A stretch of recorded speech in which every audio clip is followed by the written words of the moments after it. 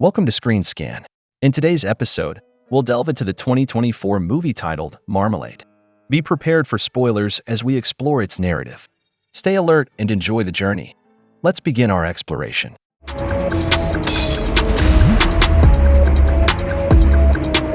In a small, quiet town, Baron Kiri is known for his kindness but naivete.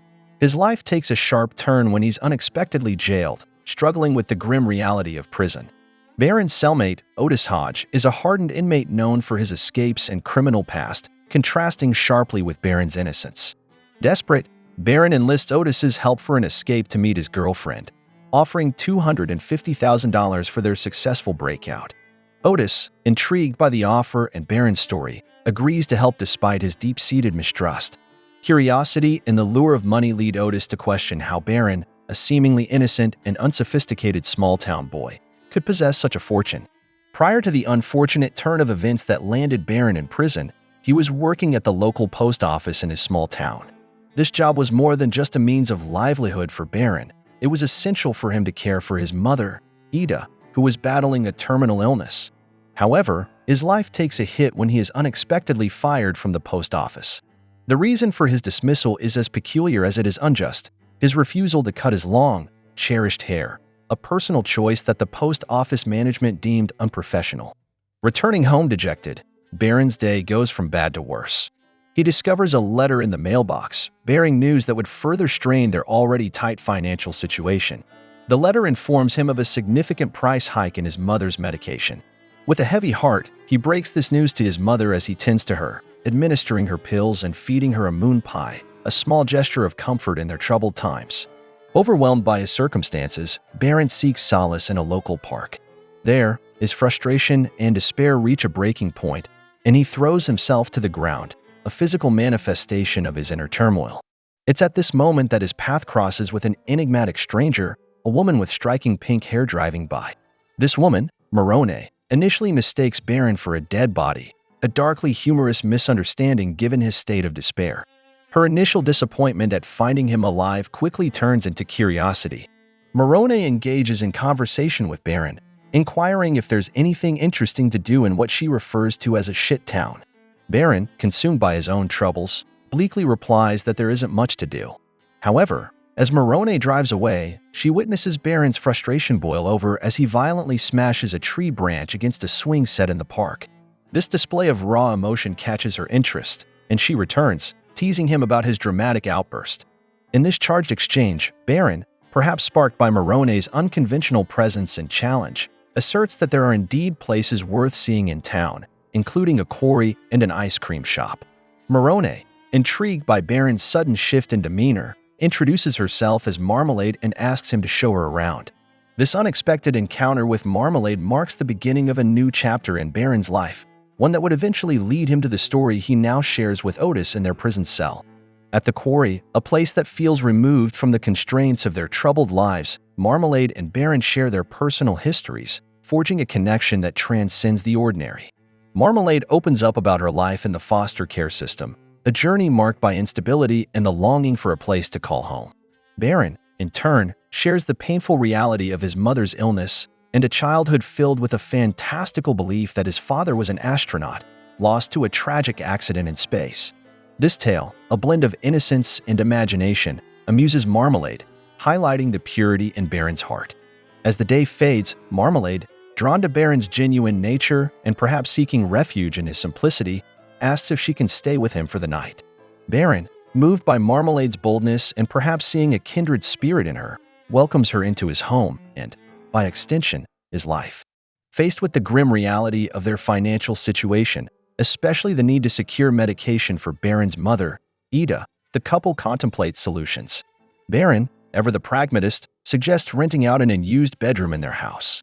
However, Marmalade, driven by desperation and perhaps a desire to break free from the constraints of their dire circumstances, proposes a daring alternative: robbing a bank. Together, they begin to craft a plan, selecting a target a few towns over, to minimize the risk of recognition and arranging for a secluded cabin in the woods to serve as their hideout. In a symbolic gesture of their commitment to each other and their shared endeavor, they each get a tattoo. Marmalade chooses a heart with Baron's name inscribed within, while Baron opts for a jar of marmalade, intending to include Marmalade's name. A humorous twist of fate leads to a spelling mistake by the tattooist, transforming Marmalade into Mama, a change they accept as a tribute to Ida. Amid their planning, Baron discovers a troubling detail: some of Ida's pills are missing, adding another layer of concern to their already complicated lives. Furthermore, Marmalade's reluctance to discuss her biological mother eventually gives way to a heart-wrenching revelation about her past.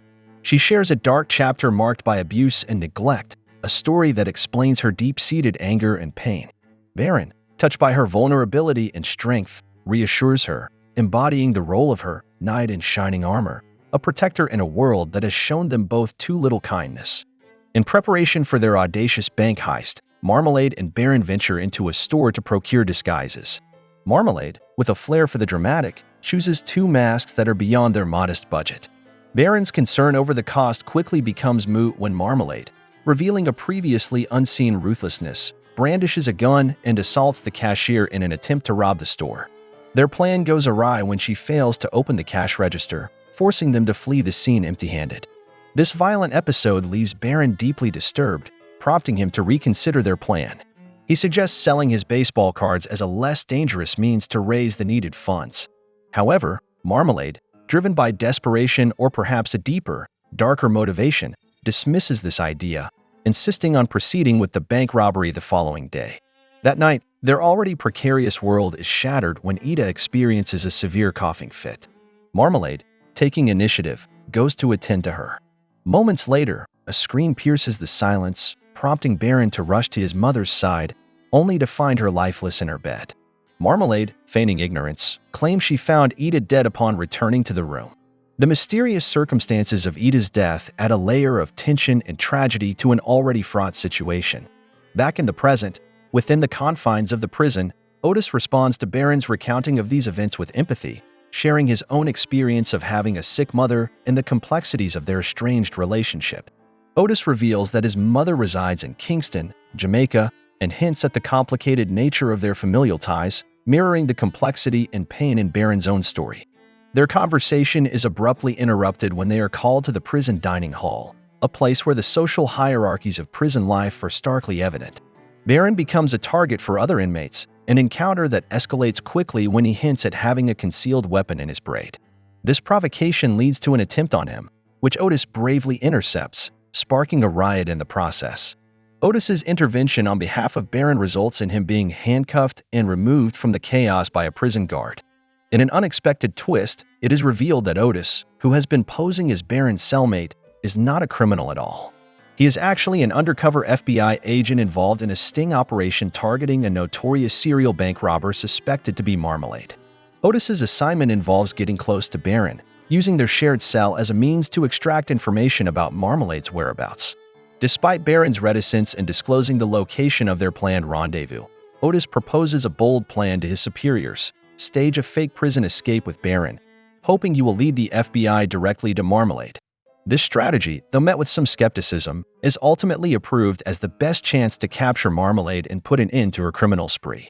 Upon returning to their shared cell, Otis finds Baron still immersed in his recounting of the past events leading up to his arrest. Following the death of his mother, Baron, grappling with loss and a newfound sense of purposelessness, attempts to withdraw from the planned bank robbery. Marmalade, however, reveals her pregnancy, framing the heist as a necessary evil for securing a prosperous future for their emerging family. Reluctantly, Baron agrees to participate, but only as the getaway driver, distancing himself from the direct act of robbery. The heist proves to be more lucrative than Baron had anticipated, raising questions about Marmalade's expertise in such criminal undertakings. She confesses to a history of bank robberies, though she claims they were minor compared to this last job, which was meant to be their ticket to a new life.